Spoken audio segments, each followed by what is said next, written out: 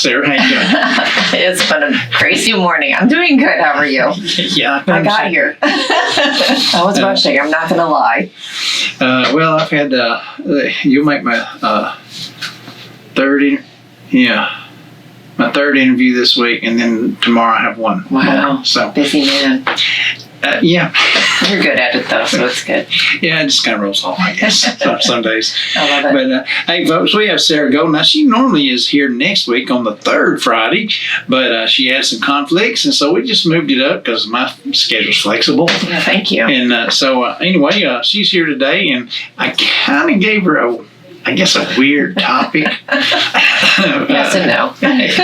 But we're going to talk about how the weather affects our food, and that's going to be part of our conversation. Yes. It may not be all of it, but it's going to be part of it. Yes. And you may not think that, but hey, today it's going to be nearly 90 degrees, so stay hydrated today for sure if you're going to be out. And the warm weather affects our eating habits, so does the cold weather. Yeah, I'm curious as to why you asked me why that sprung a thought. Well, I don't know. I've been thinking about this. Sometimes I think, especially when it rained, we had all rain and for several days. And, when you're not able to get out and you're just sitting around, and sometimes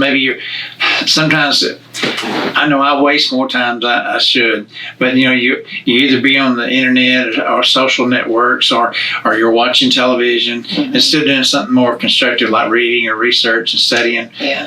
Cleaning or whatever it is. Organizing. And so if you're just sitting around, you might sit there and just maybe eat or snack more than you really should, because you're sitting there going, there's nothing to do, or at least in your mind, there's nothing to do. And and then you might put off eating because you might be busy doing those things. And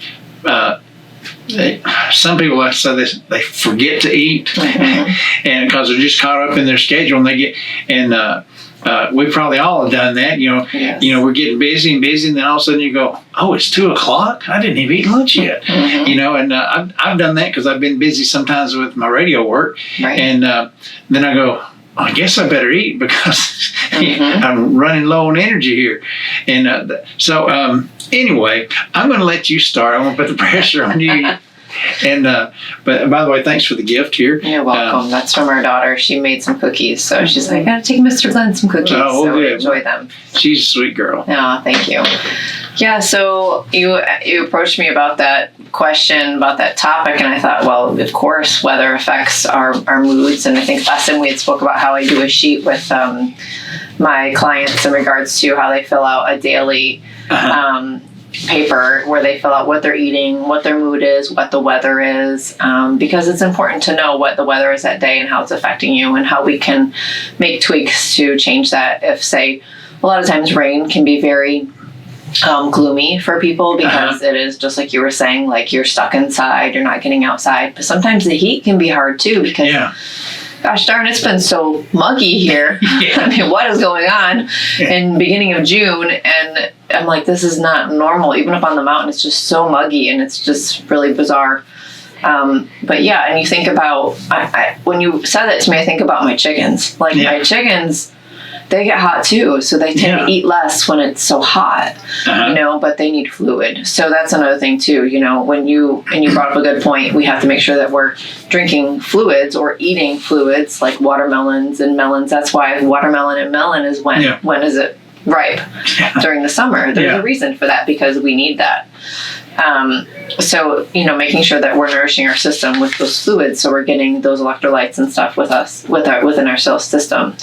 And a good way you can do that is using a good sea salt. I'm not talking like a generic salt that you buy in a cylinder container. Right. I don't want to say names, but I'll just say a generic brand or a regular brand that's been around for a long time. You want to find a good quality sea salt. If you can find it from Italy, even better, because it's coming and they don't do anything to it. There's nothing that's been altered. Or there's no caking ingredients added to it. So you can add a little pinch of salt to your water and that helps your body absorb that water. So that way you're not running to the bathroom so much that you're actually absorbing that fluid.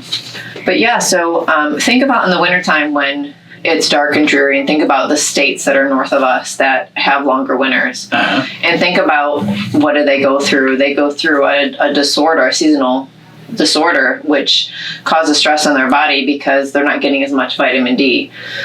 So we have to keep that in mind, that we need to make sure that we're getting outside daily. I mean, on hot days like this, I mean, the first thing I do in the morning, my morning routine is I warm up some water. I add a little bit of salt and some lemon, squeeze it in a mug, and have some warm lemon salt water in the morning, because that helps with detoxification, getting my system moving. And then I go step outside barefoot. And I stand in the sun for a bit. My cat he knows this routine now. It's funny. He's like, you coming? Like, where are you? If I take longer to get out there, he's waiting. So it's a thing, And that's the first thing he likes to do too, is get outside. And you'll notice animals, what do when there's sun coming in your house? They're laying in it. Yeah. So we have to remember the sun isn't against us. It's for us. It's just making sure that you're being conscientious of getting your skin out there, but only during times that it can handle. Like a tan's not bad. A sunburn's not good. No. But you're making sure that you're getting out and getting that sun. So getting that morning light is very important to get that vitamin D, and also to help structure and set your circadian rhythm. So your circadian rhythm is how your body works throughout the day. So in the morning, your cortisol is highest, and then in the evening, and then throughout the day, it starts to go down, and then your melatonin comes in, right? So those are your hormones that's the way it's supposed to work. And if you're on your screen in the evening, then your melatonin is going to be disrupted, because your eyes and your body's like, wait a minute, what's all this blue light? I'm supposed to be getting ready for bed. Yeah. That's why they make blue light blocker glasses, or you just cut off like an hour before you go to sleep. But really, if you want to honor your circadian rhythm, it's getting up, getting that morning light, and then you could get evening sunset light too, would be great if you can. But once it starts to get dark, you're dimming your lights in your house. Think about how the Amish don't really do it here like they do in my hometown, which they do candlelight. Because there's something to be said about that with the circadian rhythm. Right. And when we don't have that natural circadian rhythm, it alters our body, and then we start going towards things that aren't the best for us. So, you talked about too with, eating throughout the day, it might get busy and then you don't eat. And that's a huge one, because we want to make sure we're being fed and fueled throughout the day, because otherwise it's going to spike your glucose, it's going to spike your insulin, and then you're going to grab for things that aren't necessarily good for you. I'll give you an example. Like, say you go to a restaurant, right? And the restaurant, what are the first thing they bring to your table? A basket full of bread. Why is that? Because they want you to eat those empty carbs, which spikes your glucose, right? So then from that point on, you think, oh, well, I had that bread. I won't be as good as I'm going to be watching what I'm going to eat. I'm going to have this and this and this. And then by the end, you're starting to crash because you spiked your insulin with that bread. You're starting to crash at the end. You know what? I think I'm going to have some dessert, because your body needs a pick-me-up. So it goes hand in hand emotionally and physically. So think about something you can do is you can go to that restaurant and plan out, okay, the bread, I'm going to wait. I'm going to have my bread, but I'm going to wait, and I'm going to get some steamed vegetables or some vegetables, just a big plate of vegetables. I'm going to get a protein, whether it's, chicken, steak, burger, salmon, any kind of fish, shrimp, whatever. And then I'm going to have my bread with my meal. But I'm going to first eat my vegetables, because one, it's fiber. That's going to get you going, right? And it's giving your body that correct way to get in, as opposed to having that bread, which is spiking you. So it's just kind of easing you into your meal. And then you have your bread with your meal, your protein, which is your carb, and then you have your carb too with your protein, whether you're having pasta or your bread or rice or whatever it is with that meal. And then you're probably less likely to have dessert, because you're not going to be spiking and eating that. So it's something to think about when you're out eating. But yeah, weather-wise, I mean, It definitely affects us Yeah. on so many levels. Me, for rain, I actually love the rain to an extent. It just helps me because I'm such a doer. Yeah. And when it rains, I'm like, okay, it forces me inside. What can I get done inside that I need to get done? Or can I just rest for a little bit? You know, not on my phone and, like you said, grab a book and read. So, I mean, that has a lot to do with everything, just kind of how you look at the weather and how it affects you. So you can take a look each day and kind of keep track. Like we talked about getting a notebook out and just keeping track of how it affects you and see what you eat throughout the day or what you don't eat. But making sure that you're eating regularly is a big one too. Yeah, and I've noticed too, a couple of things I've noticed in my diet in particular. We took out, well, I don't say we just didn't purchase any sweets. Mm-hmm. And I know for the first week that we didn't have it, I was craving it every day, you know, because I'd been used to it. And I thought, man, I've got to have something. But I'd do without it, and I'd go drink me some water or do something else. Mm-hmm. And so I did good in that, and it helped my blood sugar, it helped everything, you know, because I didn't have that extra sweets. And then one day I thought, well, I'm going to get me one just because I've been craving it, so let's go ahead and get it and be done with it. Mm-hmm. So I did, and then of course it spiked my sugar and everything. But it felt good though. But you know, like I say, I took care of that crave that one time. Said, hey, I got to get it, and I'm done. And I noticed that I've also cut back on my coffee too. Now I like coffee. Now I drink more in the wintertime because you know, I like to stay warm and that. Warmer. And of course, I like hot tea and hot chocolate too. So that's it. Yeah. But you know, I've noticed too that for those of you who may not know, caffeine kind of dehydrates your veins. Mm-hmm. And so if you're going for blood work, don't drink your coffee that morning. Make sure you drink your water, because if they can't find your veins, they're going to get you somewhere. Mm-hmm. And it's going to hurt. Because I'm guilty of that. So I've had them poke me many times and couldn't find veins. Mm-hmm. And that don't feel good. No. And even if it is the butterfly needles, it still hurts. Mm-hmm. So I've cut back on my caffeine, and which is a good thing for me. I'm surprised. I just did it on purpose. I get my bottle of water here, and I drink my water because and that's turned out better for me.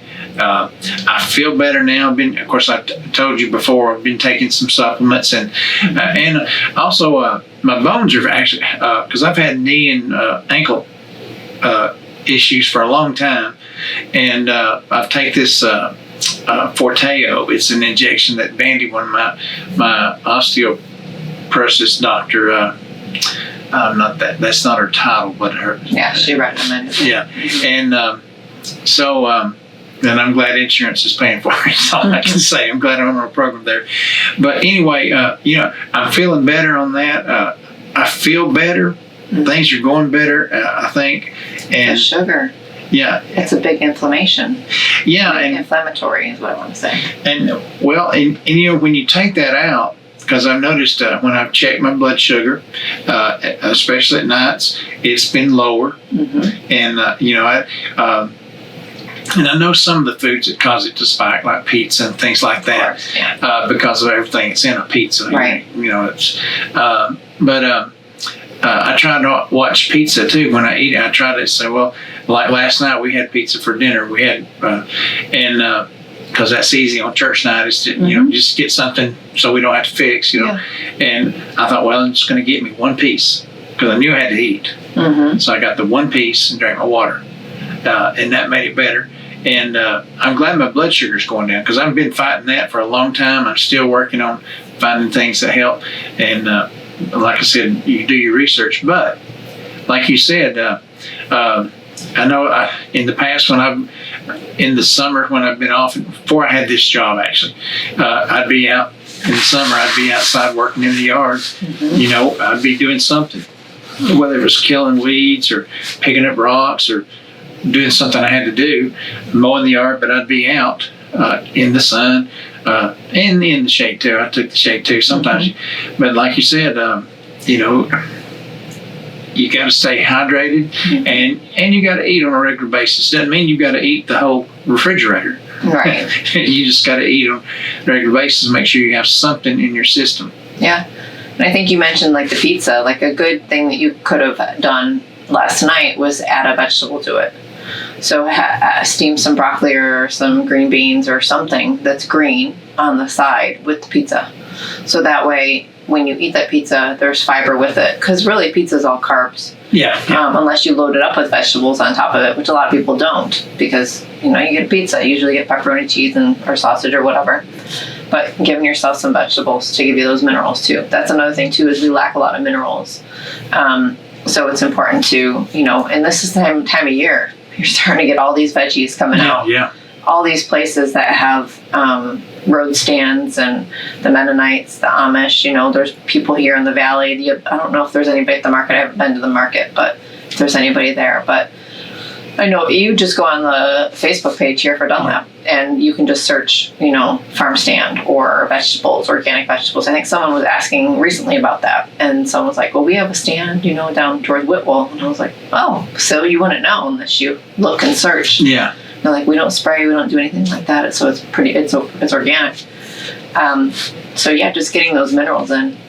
So adding in those veggies is key to help getting those nutrients in. Well, and you mentioned about the sea salt, for example, if you get it like from Italy. I know a lot of people, and I don't want to get political here, but when RFK went in over the health, and he started, because he'd done his research, and he knew, and he kept telling people, so we're going to cut this out, we're going to do this, and everybody was pitching a fit because, hey, you're talking about stuff alike. Yeah, or are you talking about the drugs that we take all the time? The drug companies didn't like him because he was saying, well, hey, there's another way to do this and you don't have to use drugs to do it. Right. And he was more health conscious. And of course, you look at him, he's in his 60s, maybe 70s, close to 70. Maybe close to 70. I'd have to look it up. But sure. If you look at him, he's in shape. He works out. Very in shape. And he does eat healthy. And and when we talk about eating healthy, if you've been wanting to lose weight, well, eating healthy helps. Yeah, it's not only just eating healthy, but eating regularly. Not starting your morning with a coffee, because like I said, your cortisol raises is highest in the morning, right? So you add coffee to that with the cortisol, and it's like you're spiking, you're just going crazy. So eat first, then have your coffee. It just helps counter that. You know what I mean? Yeah. Just set you up for success better throughout the day. Or have a tea that's not. I mean, I don't, like you, I don't do caffeine anymore. I used to be a heavy caffeine drinker. And then I was cutting out dairy for a long time when I got pregnant with our daughter because I couldn't handle dairy with her when I was pregnant. And so I cut it out and I was like, well, this kind of stinks because I love the dairy in my coffee. So then I was like, and then it was starting to bother me to do caffeine. So I gradually went to teas and eventually just went to herbal teas. And you have Denisa at Natural Affinity has tons of loose leaf herbal teas locally here in town. Right. You can grow your own stuff. Gosh, you guys need mint. Let me know. I've got so much mint in my garden. It's crazy. But you can make, all these different things, all these teas, and, have that instead. So you can still have that, because a lot of it is the emotional of having that cup in your hand and drinking, right? Mm-hmm. So you have to replace it with that routine. Because you can't you can just cut out coffee, but you might be looking for that morning, like I love to have my morning tea. I love to sit there and there's something about that, and I'll never cut that out. So you have to make sure that you're replacing that. But having the consistent meals throughout the day is important. So you're having a good solid breakfast with a good quality protein, whether they're doing sausages, eggs, a good fat, and then you're having either a toast with it, like a sourdough bread toast, or you're making yourself some homemade waffles or pancakes or whatever, and then maybe you're making yourself an omelet with some spinach in it, some feta cheese, olives, onions, and having that, and then you're having a good solid breakfast, right? And then you go on from there, then you have your lunch. Same thing. You're having a good solid lunch. And then you have a snack in between. That's usually what happens. You get hungry in the afternoon. Yeah. Have a snack in between. Have a tea then. Try not to do caffeine too late, because that might keep you up at night, depending on where you are in your age. As we get older, it affects us even more. And then dinner, having a good dinner. So like you said, we have pizza on Sunday nights. Add some vegetables to it. And it just kind of rounds it out, so to speak. When you're talking about, you're talking about these herbal teas and things. Mm-hmm. I used to think, I don't know if I'd like that or not. But I've tried one for my blood sugar and another type as well. And when I first tasted it, I thought, this is not my favorite, but I can get used to it. Mm-hmm. And I got used to it, simply by. Because I knew it was doing me good instead of, so I got used to taking it and drinking it, and I haven't had some in the past few days. I need to get back to it. I've just been busy. Yeah. And, but, if you try things new, don't be afraid to try things new. Yeah. And then once you try them, you may say, well, hey, I like this, because a lot of times it's a head game. Yes. We think, well, I wouldn't like organic. I don't like my food the way it is. Well, okay, but you get like the red apples you get here. They're not red when they're picked. Yeah. Or they were picked last season. Yeah, and there's a whole process on those things, and a lot of stuff are put on them, sprayed on them, and everything. So, I guess a lot of evils there. Yes. And and I guess sometimes it's best that we don't know. Mm-hmm. If we did know, and then you get into now that I think one of the big things now is this man-made beef. Yeah, it's scary. Buy local people. You have so many butchers here, and so many. You got P3 right down the road. Yes. You have butchers all over the place. You have Smiley Farms up on the mountain in Fredonia. You have the Mennonites.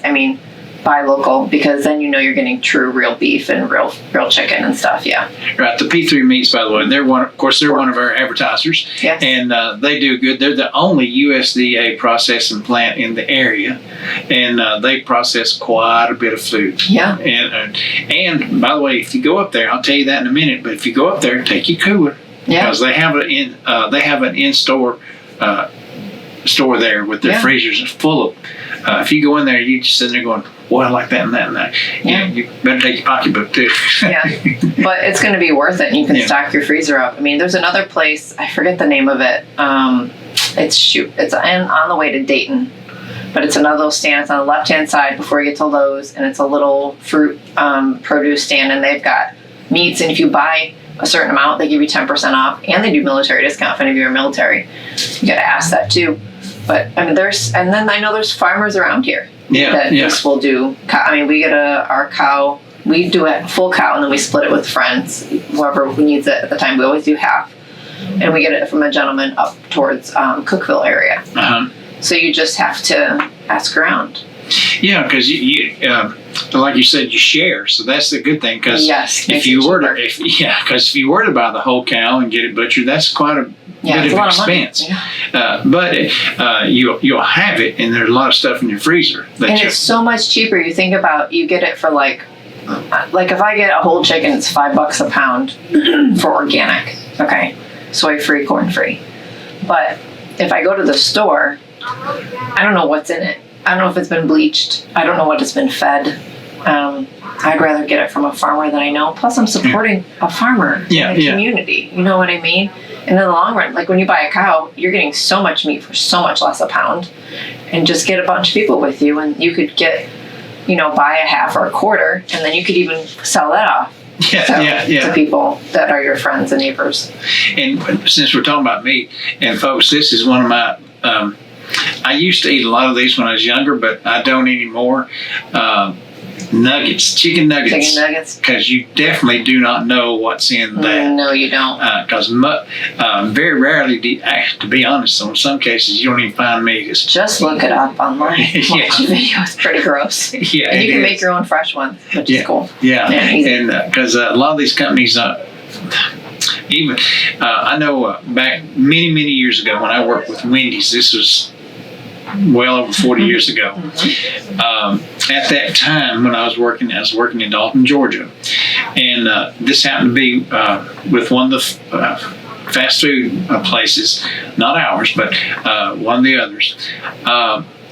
They had somehow got caught up in, and it wasn't their fault. I mean, they just got sold stuff that wasn't, but they were being sold horse meat instead of hamburger, and and you know, they didn't know. I mean, it was underhandedly done to them. How would you know? Yeah, and then they found out, and of course that was kind of rough at that time. But you think about that. Yeah. And because I don't know if it was actually healthy horses that were butchered. Yeah, who knows? Yeah, you know, that's true. And a lot of times you can't eat horse meat. Yeah. Right, and a lot of these times, even with cows and things, you have to be careful because it could be some of these cows that they do have disease, and they get butchered, and you're sitting there eating the diseased meat. Yep. And you don't know, so that's why it's important. As we stress probably every time we've talked, do your research. Yeah, so important. And but anyway, that was someone got mad at me one time because they didn't get things done the way they wanted to, and I just told them they could go down the street and eat horse meat. Yeah, I mean, if you're eating out, you know, to a fast food chain, I'm not going to say local restaurant because that's different. Yeah. Typically, but depending on who you're eating through. But if you're eating out, you know, to a fast food chain, you have no idea where that's food coming from. And there's been some things that I'm not even going to speak of here online in regards to what they're feeding the public. Right. And that's why our daughter doesn't eat any of that stuff, and we don't eat it because there's no need. You know, I'd rather support local and support the community and give back to our community first, because that's what keeps our community thriving. And I think that that's important. And I'd rather spend a little bit extra money if I need to, but really you're not. You're actually saving money. You're just spending more at once because you're getting more. Yeah. But then of course you have to buy a freezer, but you know, or you find friends, you know, and do it that way. Well, and the farmers market from time to time, they have some people that come. They'll have chicken, they have duck, and some other meat. They come from their farms. Yeah. So they process, so they know what's in it. Yep. And I mean, I like that. Yeah, I do too. And excuse me, it's of course it is a trust thing. You trust them what they're saying, but if you get to know the people there, then you know where they're from, what they're doing. So ask questions, like you said. Do your research. Do your research with your people here at the market too, or any market you go to. There's a great market in Chattanooga on Wednesday nights. That is Wednesday evenings. That has a lot of great variety of items at that market, and to include meats and stuff too.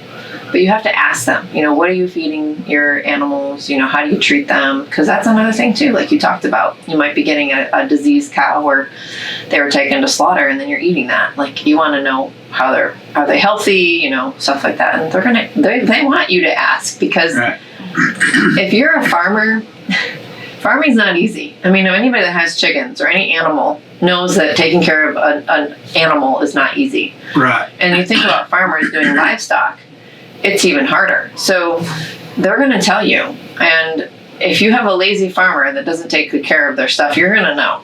Right. And then take a look at the person too. Their overall stature and overall how they take care of themselves sometimes can speak too. So you just have to be aware of that. But yeah, ask questions. They're going to want to know because that's their bread and butter. You know, that's bringing them money.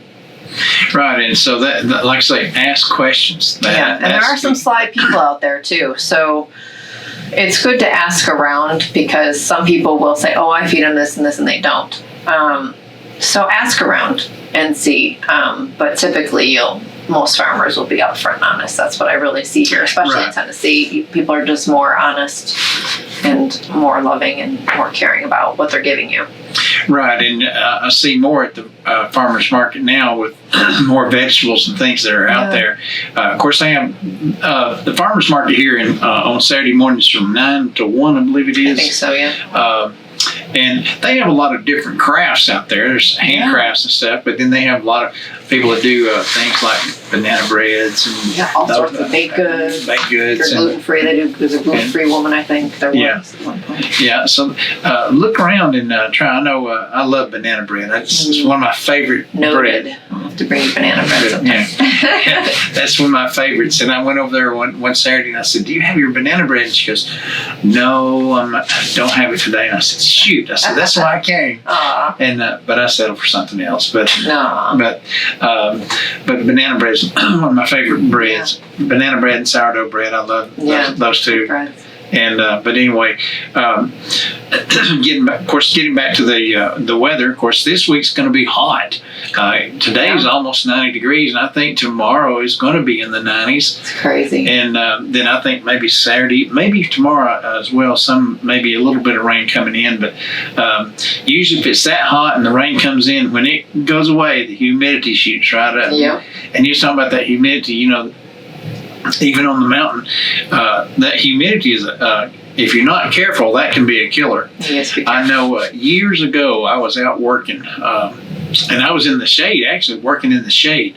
I was doing some weed work and everything, but I was in the shade, and it was during the summer, and I got kind of hot, so I went in and sat down, and then my back started hurting. Mm-hmm. And to be honest, I was thinking I had a heat stroke. Yeah. And I went to the doctor and they said, "Oh, you just hurt your back." And I thought, I don't know, because I had a lot more other things. Yeah. And so it took me a few days to get over that. Yeah. Actually, to be honest, if I'd hurt my back, I think I'd have kind of known that. You would have known, yeah. I mean, if you hurt your back, you kind of know, hey, I've hurt my back. Yeah. But when you start aching, you're thinking, yeah, or stomach distress, or feeling dizzy or woozy, you definitely need to make sure you're hydrating yourself and eating, foods that are helpful, Yeah, and it wasn't so hot. I think the humidity was up, but it wasn't hot. Yeah. And so I was thinking, well, I'm not hot, right. But the thing was, I noticed when I got inside, I thought, oh, you're not sweating. You may have been dehydrated too. If you're not sweating, people, you got to work on that aspect, because that's your detoxification system. And if you're not a sweater, then there's something not right. You're pretty gunked up, so that means your liver is not looking very pretty. So definitely look into. I think we've talked about the big 6, the lymphatic drainage. There's 6 points in your body. Perry Nicholson is the gentleman who created the Big 6. You can look it up. And you do that every morning, and it'll change things for you, but it'll get things flowing. But you want to sweat. Yeah, if you're not, that can cause a lot of problems. Yeah, and that's why I thought I was having a heat stroke, because when I'm working, I'll take breaks and drink fluids and make sure I'm drinking the right things. So, but anyway, that was a long And what's time in your back? Your kidneys. Think about that. So that could have been the back pain, could have been your kidneys. Could have been. Yep. So and what goes through your kidneys? Fluid. Yeah. So that's, a lot of people think, oh, my back, it's a muscle. No, your kidneys are there. Yeah. So you got to remember, kidneys can be a huge part of back pain. A lot of people haven't ever been taught that. But we have to remember, okay, my back hurts. Why is that going on? Did I strain something, or am I lacking? Are my kidneys am I not having fluids? Are my kidneys not functioning correctly? Are they misaligned? Yeah. What's going on? Yeah. Well, one thing I looked at too, I've been talking about the kidneys and everything, and your body. Of course, at one point, I still have to go to the heart doctor because of my liver and everything. But I've noticed too, because it keeps popping up on some of my feeds, and I research it. When your arteries get clogged, that results in a lot of things like, diabetes. Mm-hmm. We think about clogged arteries as being heart, but it affects the rest of the body too. A lot of things, your functions in your body, it does. Yeah. And if you don't fix that clog and get it unclogged, then you're going to be setting up for other things that are going to come down the road, and then you're going to be in the hospital or seeing doctors you didn't want to see, or getting treated for things you didn't want to be treated for, because you're clogged. Yeah. And a lot of that, again, arteries and blood is lymphatic too. So a lot of that is lack of movement. You're sedentary, you're not moving your body, you're not giving your body the optimal care of letting it flow. So, food has a lot to do with it too. So does a lot of the electromagnetic frequencies that we have around us. That has a lot to do with it too. But keeping that lymphatic system moving. So you're telling me I need to get out and walk? Yeah, I do. I've been saying that since the beginning. Yeah. Well, and I was telling my wife, I don't know if the Forteo that I have to inject daily has anything to do with it or not, because it does work with my bones. But here lately, I've noticed my knees and my ankles don't hurt like they used to. I'm able to get up more, and it doesn't hurt me to get up. It doesn't hurt me to move as much. So, but you did cut out the sugar. Yeah. So then I got to thinking. I thought, well, feeling better. Maybe I need to get out there and start walking. And I know it's hard to get out and do things when you don't feel good. And I get it. It's normal. That's the normal human behavior and reaction. But I also know that once you do that, you're like, wow, why haven't I been doing this? And once you get started, it'll feel better. And what's the best time to go now? Morning or evening? Because it's so hard during the day. Yeah. So don't go after this and go out, and it's pretty warm out there. You can, but you'll sweat, which is good. When I ran 10 miles a day when I was in college, I would run in the heat of the day. Yeah. Simply because I ran races, and races, it didn't matter. At 7 o'clock in the morning when they had those races, it was going to be hot. Yep. It was always humid. Yep. And so I just ran the heat of the day and got used to it, so it didn't bother me as much then. Yeah. And I wish I could get back and run now, but you'd have to work up to it. Yeah, it be a process. You can do it, but it'd be a process. Yeah, it'd take me a while. That's all right. When I started, I could only run 1/4 of one lap. Yeah. And then I'd walk for 3 3/4 to get the mile in. Yeah. And eventually I got to where I could do a half of a lap, and then I just kept building, and then I got up to 10 miles a day. So yeah. So even if you're looking for a walk, you've got Coke Ovens here, you've got Coops Creek, in town. I've got my road. You got your road. Because it actually, that's what I do. I walk actually goes up. It goes up. Okay. An angle. So little incline. You don't realize it until you're down by the main road, and you look and think, man, this road is. Yeah, it does. That's good though. Well, hey, it's about time for us. Actually, probably past time for us to go. I've got the rest of my show. Yeah. But this is good. I thought I wasn't sure how long we were going to last, but it looks like we lasted. Yeah, a while. That's all right. I brought some other stuff just in case, but we'll do this next time. All right. Now I have something I'm not going to ask you. I'll be ready. Instead of to come for me instead. Unless you have something that comes up that you really have an idea on, then yeah. All right. But well, thanks for squeezing me in this week. I'm glad I could come and be here. Hey everybody, this is Glenn Edison from Valley Views. We appreciate you watching our shows, and we would like to get a like, share, and follow us on Facebook, as well as like and subscribe to our YouTube page.